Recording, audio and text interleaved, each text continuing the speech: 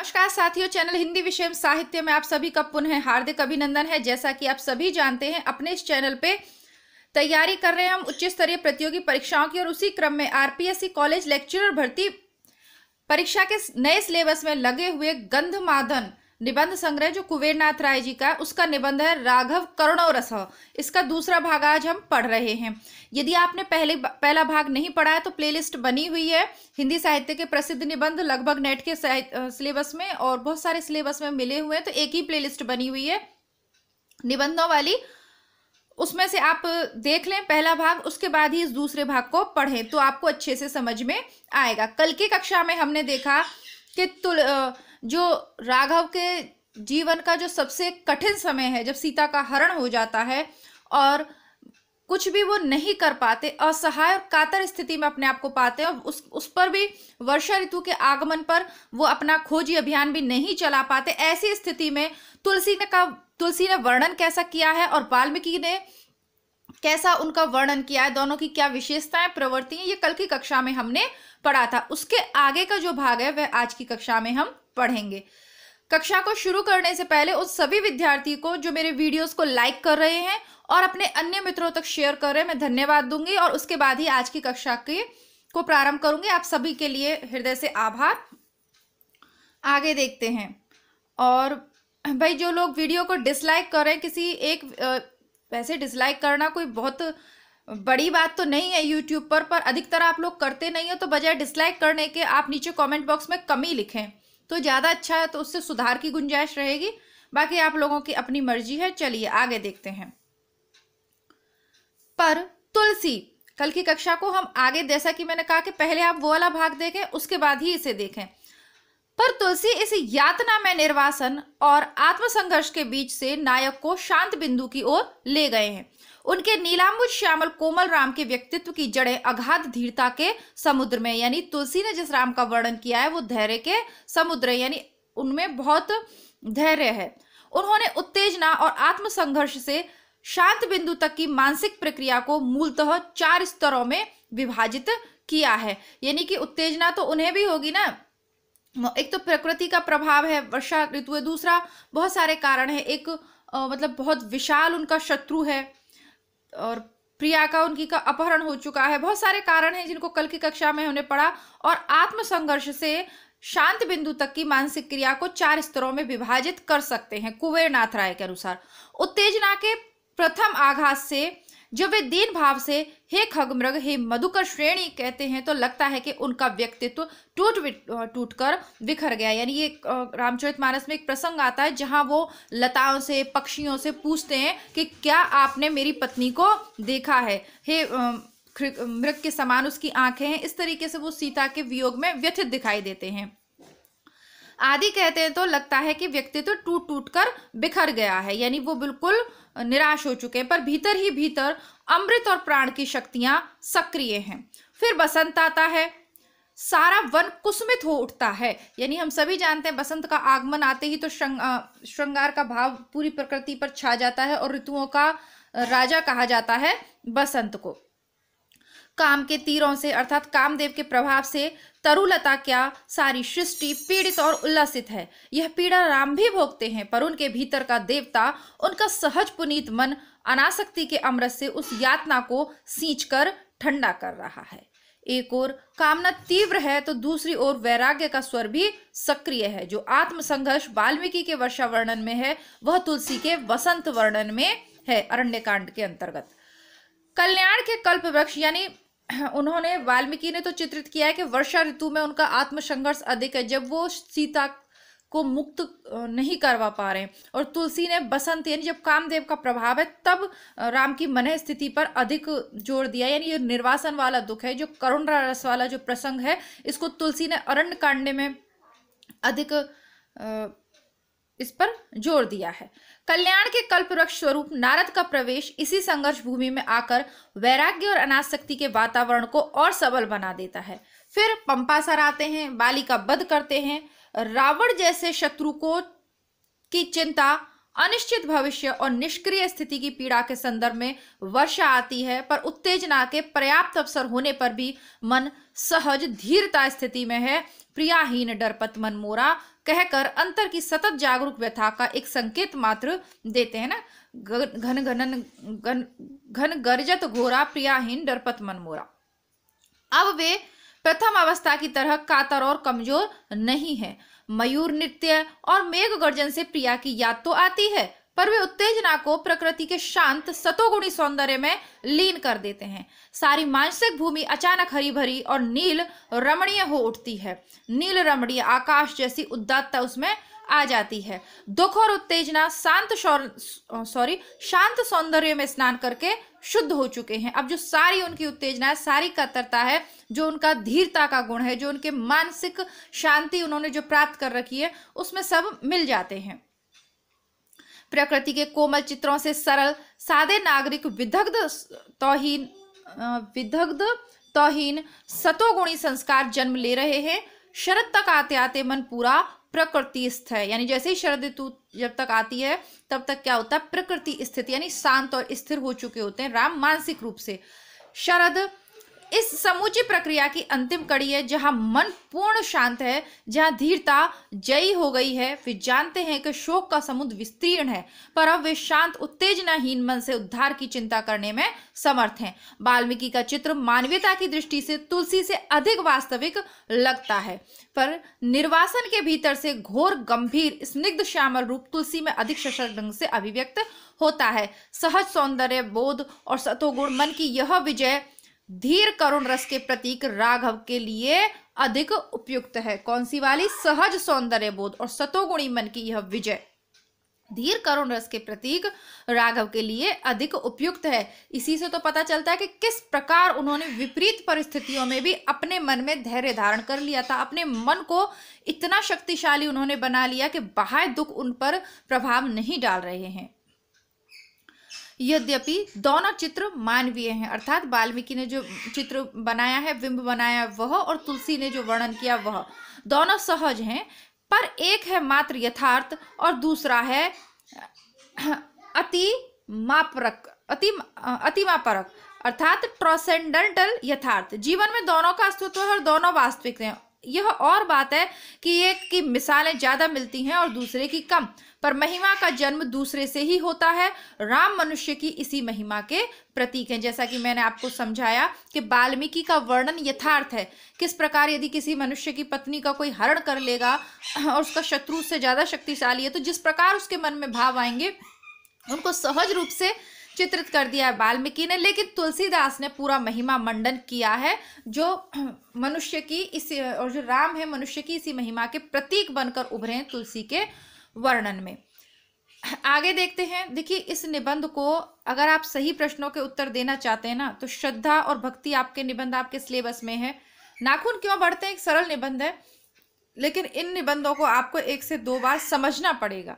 ठीक है, अब रही प्रश्न उत्तर की बात, तो देखिए सिलेबस बिल्कुल चेंज होके आया है ना, जो जितना कुछ सिलेबस नया आया है उसमें से किसी भी प्रकार के प्रश्न वह पूछ सकता है। अब इसमें मैं प्रश्न उत्तर बनाऊं लिखूंगी तो देखिए समय बहुत उसके लिए चाहिए होता है ना, आप भी जानते हैं, और तो थोड़ा सा आप इसको ध्यानपूर्वक सुनकर समझने का प्रयास करें, ताकि किसी भी प्रकार घुमा फिरा के प्रश्न पूछे आप उसका उत्तर दे पाए। आगे देखते हैं। नए मनुष्य के निर्वासन में, अब देखिए ये जो प्रिंट है ये ऐसा ही है, ऐसा नहीं है कि मेरे फोन में दिखाई दे रहा है, ये जो प्रिंट है ये इसी तरीके का ही है, तो आप थोड़ा जब दिखे नहीं तो ध्यानपूर्वक बस सुने। नए मनुष्य के निर्वासन में शांत सौंदर्य बोध की इसी अमृत स्पर्श का अभाव है। ऐतिहासिक शक्तियों ने, जैसे कि नाजीवाद, कम्युनिज्म, महायुद्ध और विभाजन ने उसके ऊपर जितना निर्वासन थोपा है उससे ज्यादा उसने स्वयं आगे बढ़कर वर्ण किया है। उसका स्वयं जिस ऋतु का पान करके जी रहा है, उस ऋतु की धुरी अर्थात मानवीय मूल्य जिनमें सौंदर्य भी एक है, उसने छिन्न भिन्न कर डाली है। फलतः कई प्रकार के मूल्यों के प्रति एक मानसिक अवरोध की रचना उसने कर ली है। अर्थात कष्टों के द्वारा निर्वासन के समय जो राम के जीवन में कष्ट थे, उनके द्वारा राम का व्यक्तित्व तो अलग तरीके का बन गया, लेकिन वर्तमान के मनुष्यों में मतलब टूट जाते हैं, टूट बिखर जाते हैं, परिस्थितियों से हार जाते हैं, उस तरीके से निखर के नहीं आ पाते जिस प्रकार राम ने परिस्थितियों को जीता। पूरे पैराग्राफ में कहने का तात्पर्य यह है। शांत सौंदर्य बोध को वर्षवायनी या रुमानी कहकर तिरस्कृत करना आज का आम कायदा हो गया है। रामायणकार ने वर्षा और शरद का वर्णन केवल महाकाव्य की परिभाषा सम्मत परिपाटी के पालन के लिए नहीं किया है। रामायणकार यहाँ दिखाना चाहता है कि शांत सौंदर्य बोध से निर्वासित का विष कटता है। परिपाटी पालन के लिए तो अयोध्या कांड में या सीताहरण के पूर्व भी वर्षा वर्णन दिया जा सकता है, पर वाल्मीकि या तुलसीदास ने उपर्युक्त कारण से ही वर्षा वर्णन को निर्वासन की तीव्रतम अवस्था के संदर्भ में रखा है। निर्वासन की इस स्थिति में आत्मक्षय और कुंठा से राम की रक्षा के उनका स्वभाव, आत्मक्षय और कुंठा से राम की रक्षा में उनके स्वभाव का एक दूसरा दिक भी है, जिसका महत्व इस सौंदर्य बोध से अधिक है। सौंदर्य बोध तो अवसरजात निदान है, स्थायी निदान नहीं। स्थायी निदान है अनासक्ति या स्वयं के प्रति तटस्थता। राम किसी मोह से बंधे नहीं। भरत और लक्ष्मण उनकी दोनों आंखों के तारे हैं। मैथिली उनके हृदय की सहज सांस है। पर इतना होते हुए भी जब चरम बिंदु आता है तो वे घोर अनासक्त हो जाते हैं और किसी का भी त्याग कर सकते हैं। चरम बिंदु पर उपस्थित होने पर उनके मन में न तो काम की उत्तेजना है न क्रोध की। वे अपने आप को ऋतु चक्र के साथ एकाकार मानने लगते हैं। इसी से उन्हें दर्द नहीं होता, मनस्ताप नहीं होता, आत्मक्षय भी नहीं होता। निर्वासन के नागदंत विषहीन हो जाते हैं। उनमें सहज प्रेम है, पर आसक्ति नहीं। प्रेम में और आसक्ति में महत्वपूर्ण एक अंतर होता है, ठीक है। और बहुत बारीक सी ये लाइन होती है, इसके कारण कभी हम इसे समझ नहीं पाते। यदि किसी के प्रति हम आकर्षण का भाव रखते हैं तो उसे हम प्रेम समझ लेते हैं, लेकिन प्रेम में और आकर्षण में बहुत अंतर होता है, ठीक है। जब एक छोटा सा लाइन से मैं इसे समझाने का प्रयास करूंगी। यदि आपको कोई चीज पसंद है, आपकी उसकी तरफ आकर्षित है, तो उसे आप पाने की इच्छा करते हैं। लेकिन यदि प्रेम है तो पहले आप उसको जानने का प्रयत्न करेंगे कि वो भी आपके साथ आना चाहता है या नहीं, या आप उसकी देख रेख करेंगे और उसे मतलब किस प्रकार उसकी उन्नति की जा सकती है। अगर प्रेम है तो फिर आप ऐसा व्यवहार उसके साथ करेंगे। किसी प्रकार की हानि या कष्ट पहुंचाने की कोशिश क्या कर ही नहीं सकते। ये आकर्षण और प्रेम में अंतर है। अब आगे कुबेर नाथ राय जी कहते हैं कि वह अर्थात राम रोमियो या दुष्यंत नहीं। दुष्यंत से तात्पर्य कौन सा? शकुंतला वाला दुष्यंत। अभिज्ञान शाकुंतलम पढ़ा होगा संस्कृत में, वही वाला दुष्यंत। सीता को अग्नि परीक्षा के अवसर पर स्पष्ट बता देते हैं कि मैथिली, यह युद्ध मैंने तुम्हारे प्रति आसक्ति या कामना से नहीं किया, ऐसा मुझे करना ही था, अतः मैंने किया। रावण का वध वे व्यक्तिगत रोष के कारण या पत्नी के उद्धार के लिए नहीं करते। पत्नी उद्धार तो निमित्त मात्र था। वास्तविक उद्देश्य था ऋतु चक्र की बिगड़ी हुई गति को ठीक करना, उसकी दिशा को ठीक करना। यदि रामायण पत्नी हरण और उद्धार काव्य मात्र है तो इसका विश्वव्यापी मूल्य क्या रह गया? यहाँ कुबेर नाथ राय जी स्पष्ट कर देना चाहते हैं कि रामायण कोई पत्नी हरण और उद्धार का काव्य मात्र नहीं है। यदि ऐसा होता तो उसका विश्वव्यापी मूल्य कुछ नहीं रह जाता। यह व्यक्तिगत ट्रेजेडी और व्यक्तिगत समाधान के स्तर की चीज नहीं है। यदि प्रिया मैथिली के प्रति आसक्ति ही इस युद्ध का कारण रहती तो इतनी निर्विकारता से सारी व्यक्तिगत व्यथा को दबाकर मैथिली को दोबारा वे त्याग नहीं कर सकते थे। तथ्य तो यह है कि राम ऋतु चक्र से प्रतिबद्ध थे और यह प्रतिबद्धता जैसा आदेश देती गई वैसा ही वह स्वनिरपेक्ष ढंग से घोर अनासक्ति के साथ करते गए। हमारे लाभ हानि वाली सांसारिक युक्तियुक्तता के अनुसार वे कार्य न्याय हो या अन्याय, पर उनका पाप राम को स्पर्श नहीं कर पाता, क्योंकि वे सारे कार्य बिना काम, क्रोध, रोष, मोह के से रहित होकर अनासक्त ढंग से किए गए हैं।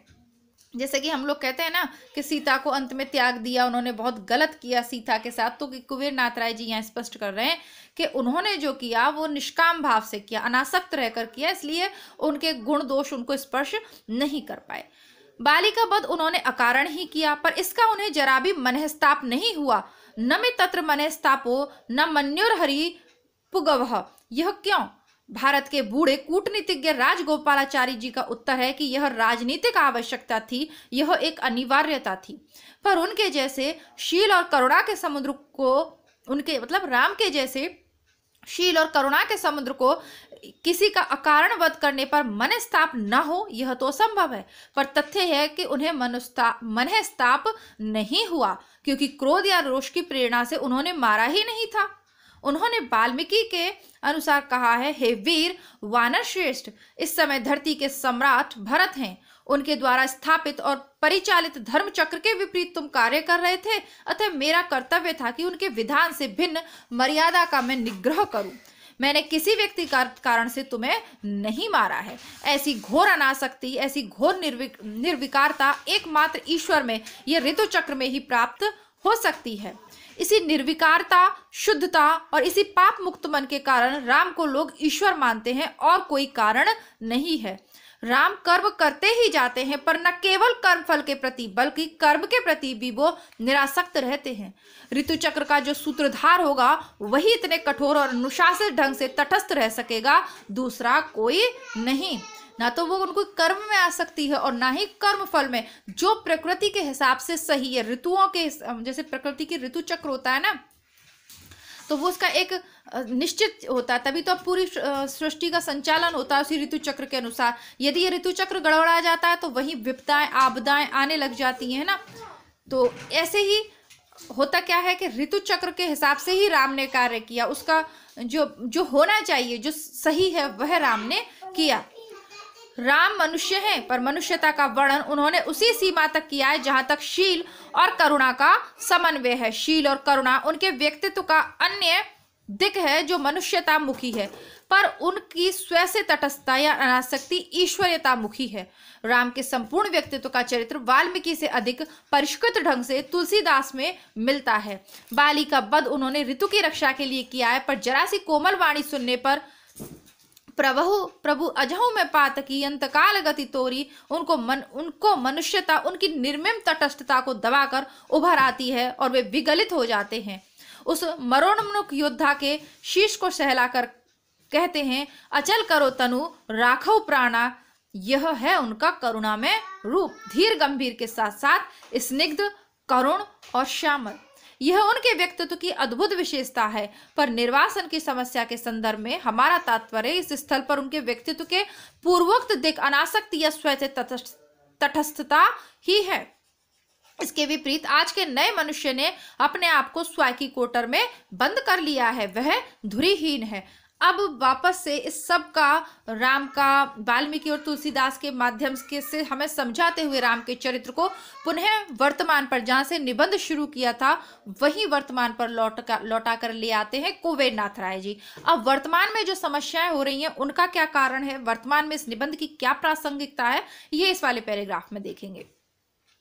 इसके विपरीत आज के नए मनुष्य ने अपने आप को स्वयं की कोटर में बंद कर लिया है। वह धुरीहीन है, उसकी प्रतिबद्धता किसी से नहीं है। देश, राष्ट्र, समाज, परिवार, मानवीय भाव जैसे कि प्रेम, करुणा, दया, अभिमान आदि से वह कटकर अलग होकर जीना चाहता है। वह स्वयं को संकुचित करके, स्वयं के भीतर करके चरम निर्वासन को रसपूर्वक भोगने की सोचता है। पर राम का जो निर्वासन हुआ था उसे वनवास कहते हैं। मुक्त नील आकाश तले, रम्य दारुण वन में, 6 ऋतुओं की हवाओं के परिवेश में उन्हें निर्वासन भोगने को कहा गया था, स्वयं की कोटर में नहीं। दोनों स्थितियों में सतही समानता है, जिसे हमने प्रारंभ में स्थितिगत समानता कहा है, पर दोनों में मौलिक अंतर स्पष्ट है। अब यहाँ क्लियर कर दिया है कि निर्वासन का दुख तो राम को भी था, निर्वासन के दुख के कारण सहित क्या क्या कारण है वर्तमान में भी मनुष्य को, लेकिन दोनों के जो परिणाम है उनमें मौलिक अंतर है। फल होता है कि राम निर्वासन तो भोगते हैं, पर अजनबीपन की यातना उन्हें नहीं भोगनी पड़ती। मेरे एक मित्र ने एक बार सवाल उठाया, राम और नए मनुष्य दोनों पर अकारण निर्वासन लादा गया है, पर क्या कारण है कि राम ने निर्वासन में रचना की जबकि आज का आदमी केवल आत्मक्षय करता है? उत्तर निर्वासन की दोनों स्थितियों के उक्त मौलिक अंतर में ही है। यह सही है कि रचना के लिए, सृष्टि के लिए अकेलापन आवश्यक है। प्रत्येक विधाता अकेले सृजन का कष्ट भोगता है, पर अकेलापन और चीज है और अजनबीपन और। राम की रचना शक्ति अजनबीपन के कारण कुंठित नहीं हुई। उनसे कोई अजनबी नहीं। निषाद, रास्ते के कोल भील, खग, मृग, सरिता, सर, घाट, नर वानर, उनसे सभी को पहचान है। वे पहचान में ही पहचान करते हैं, प्रीति करते हैं, और ऐसी प्रीति के कीन ही प्रीति कछु बीच न राखा। निश्चर कामरूप होता है, स्वभाव से मायावी होता है, पर तो भी कोई हर्ज नहीं, यह भी अपना है। और यदि भेद लेन पठवा दश शीशा, तबहु कछु नहीं हानि कपीशा। भेद लेन पठवा दश शीशा, तबहु कछु नहीं हानि कपीशा। पर इतना होते हुए भी वे अकेले हैं, एकदम अकेले। उस परम बिंदु पर लक्ष्मण भी उनके साथ नहीं। यह अकेलापन जाने अनजाने लोगों के बीच पद्म पत्र विभाम्सा वाला अकेलापन है। पद्म पत्र मी भाम भसा वाला अकेलापन है। निर्वासन या अकेलापन मूलतः शाप की स्थिति नहीं। यह शाप की स्थिति तब हो जाती है जब इसमें अजनबीपन भी आकर जुट जाए। जब निर्वासन का अर्थ रचनाकार का नित्य अकेलापन हो तो यह शाप की स्थिति नहीं है। पर जय निर्वासन का अर्थ विश्व से, मनुष्य से, सौंदर्य से, अपने से अजनबीपन हो तो यह अवश्य ही शाप की स्थिति है। निर्वासन की ऐसी ही स्थिति को मैं हेय मानता हूं। राम का जीवन एक ट्रेजेडी है। किसी भी बड़ी महिमा की अवतारणा के लिए, किसी भी महासत्य की स्थापना के लिए ट्रेजेडी को आवश्यकता होती है। ये महासव्य सिद्धि के पूर्व बलि मांगते हैं। यह महासव्य सिद्धि के पूर्व बलि मांगते हैं। बिना कुछ दिए प्रकृति हमें कुछ भी नहीं देती।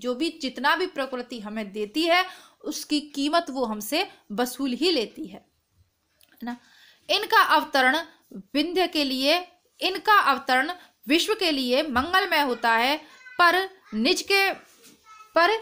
जिसके माथे ये उतरते हैं उसको तो भोगना ही भोगना पड़ता है। राम को प्रारंभ में वन में निर्वासन मिला, बाद में राज दरबार की छोटी सीमा में ही निर्वासन भोगना पड़ा। सीता मिली, फिर उसे त्याग देना पड़ा और एक लंबे काल तक, कम से कम लव कुश के 12-14 वर्ष के हो जाने तक शासन इसी निर्मम निर्वासन की स्थिति में चलाना पड़ा।